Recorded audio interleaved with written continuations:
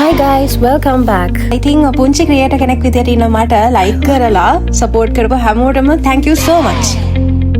දකුණු ස්විට්සර්ලන්තයේ තියෙන ලස්සනම නගරවලින් එකක් තමයි මේ ලුගානෝ කියන්නේ. පුරාවෘත්ත වලට අනුව මේ රාක්ෂයෙක් ඉන්නවලු.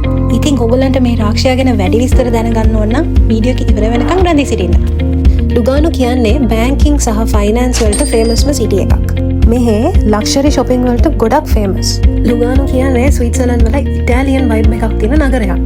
ස්විට්සර්ලන්ත වල අනිත් පළාත් වල වැවෙන්නේ නැති ලුගානෝ වලටම ආවේනික වෙච්ච මල් තියෙන මේ. ඕගලන්ට පේන මේ ලේක් ලුගානෝ එක ඇත්තටම රටවල් දෙකකට අයිති වෙනවා. ඒ ස්විට්සර්ලන්තයි ඉතාලිය.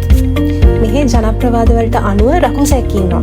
ඒ රකුසා ඉන්නේ ලේක් ලුගානෝ එකේ. ඉතින් මෙන්න මෙතන තියෙන විදිහට ඔයගලන් QR code එක ස්කෑන් කරලා ඔයගලගේ ෆෝන් එක මේ ලේක් එකට අල්ලන් හිටියොත් ඒ රකුසා කොයි වගේද කියලා බලා ගන්න පුළුවන්. ඉතින් ජනප්‍රවාද වලට අනුව මේ රකුසා ගොඩක් විශාල, අඳුරු සහ ඔහුගේ හිස සර්පයෙක්ගේ වගේලු. ඉතින් ඒගොල්ලන් කියන විදිහට මේ රකුසා ඉන්නේ මේ ලේක් ලුගානෝ එක ආරක්ෂා කරන්නලු. ඉතින් ඔයගලන් ගියොත් ලේක් ලුගානෝ එකේ බෝට් රයිඩ් යන්න මිස් කරන්න එපා.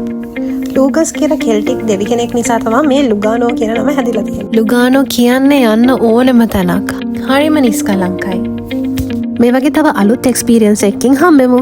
මම ලයික් කරන්න, සබ්ස්ක්‍රයිබ් කරන්න, ෂෙයා කරන්න.